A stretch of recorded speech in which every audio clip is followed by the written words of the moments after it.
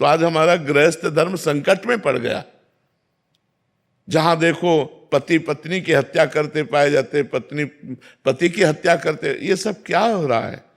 एक ऐसा समाज हमारा जहां ऐसा भाई इसलिए हो रहा है क्योंकि जो वाइफ ऐसा कर रही हैं आज के टाइम में, उनको हमारी जुडिशरी के साइड से कोई भी मतलब उनको सज़ा नहीं मिल रही है। जैसे अतुल सुभाष का जो केस हुआ था, काफ़ी चर्चित केस था, उसमें उसकी वाइफ को 1 महीने के बाद जो है बेल दे दी गई, राइट। उस और बेल में कोर्ट ने बोला कि भाई सिर्फ सुसाइड नोट में पति ने आरोप लगाया, उसके अलावा कोई सबूत नहीं है।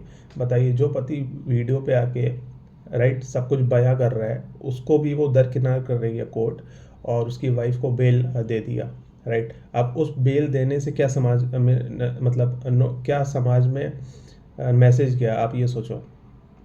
जो वुमेन ऑलरेडी सोच रही थी, जो वाइफ ऑलरेडी सोच रही थी अपने पति के साथ ऐसा करने का, उनको तो और प्रोत्साहन मिला ना कोर्ट की तरफ से, तो उनको और थोड़ा कॉन्फिडेंस मिला कि भाई अगर हम भी अगर अपने पति को मार देंगे तो हमें भी कुछ नहीं होगा, राइट। तो उस चीज़ से ये मैसेज गया सोसाइटी में। तो वही है कि अगर इन केसेस को कंट्रोल करना है और इन चीज़ों को कंट्रोल करना है, सनातन धर्म को बचाना है, हिंदू परिवारों को बचाना है, हिंदू लोगों को बचाना है, हिंदू पुरुषों को बचाना है, तो 2 चीज़ें करनी पड़ेंगी भाई। एक तो जुडिशल मतलब जो 22 लॉज हैं उनको ठीक करना पड़ेगा हमारी जुडिशरी में, और दूसरा जो है जो फेमिनिज़्म है हमारी सोसाइटी में, जो फेमिनिज़्म की आइडियोलॉजी है जो कि वेमेन को गलत तरीके से भड़काता है पुरुषों के खिलाफ और पारिवारिक व्यवस्था के खिलाफ, उस पर कंट्रोल करने की ज़रूरत है। वरना आने वाले टाइम में आप देखना कि सनातन धर्म और हिंदू धर्म पे बहुत बड़ा खतरा होगा।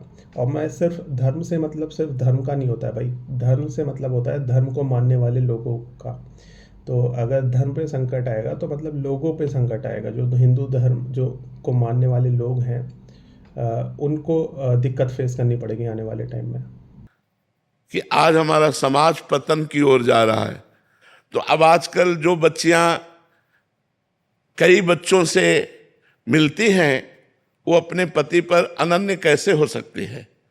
ये बात बिल्कुल सही कही प्रेमानंद महाराज जी ने। जैसे हम लोग भी आजकल अपने सोसाइटी में देखते हैं, जो लोग आज यंग जनरेशन के हैं वो लोग देखते हैं अपने कॉलेज में और अपने कॉरपोरेट लाइफ में या फिर अपने डे टू डे लाइफ में कि जो वेमेंस होती हैं, वो कई सारी वेमेन, सबकी नहीं लेकिन कई सारी वेमेन जो होती हैं यंग जनरेशन में, उनके एक साथ जो है कई सारे रिलेशन होते हैं, कई सारे रिलेशनशिप में होती हैं, और फिर उस चीज़ की उनको आदत पड़ जाती है, राइट।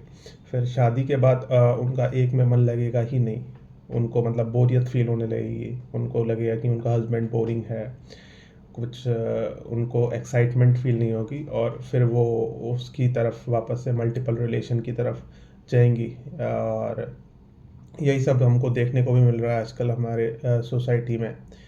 और जब से हमारी जुडिशरी ने, हमारी कोर्ट्स ने जो है एक्स्ट्रा मैरिटल को लीगलाइज किया है, मतलब पहले क्रिमिनलाइज था ये, लेकिन उसके बाद अब लीगलाइज कर दिया गया है, कोई क्राइम नहीं है।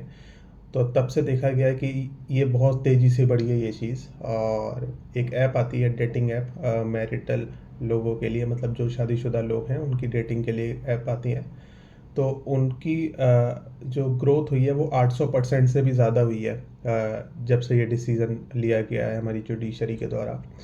तो वही है, जो चीज़ वेमेन को, जो चीज़ वाइफ को बांधे हुआ था, मतलब उसके अंदर डर था कि अगर पति को पता लग गया तो पति उसको छोड़ देगा। तो जब से उनके अंदर से ये डर निकाला है जुडिशरी ने, तब से एक्स्ट्रा मैरिटल अफेयर बहुत ज़्यादा बढ़ गया है हमारी सोसाइटी में।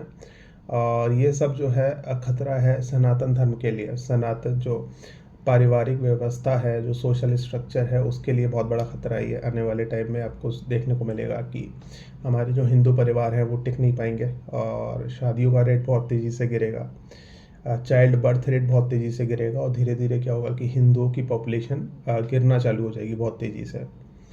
तो वही चीज़ पे बात कर रहे हैं प्रेमानंद महाराज जी।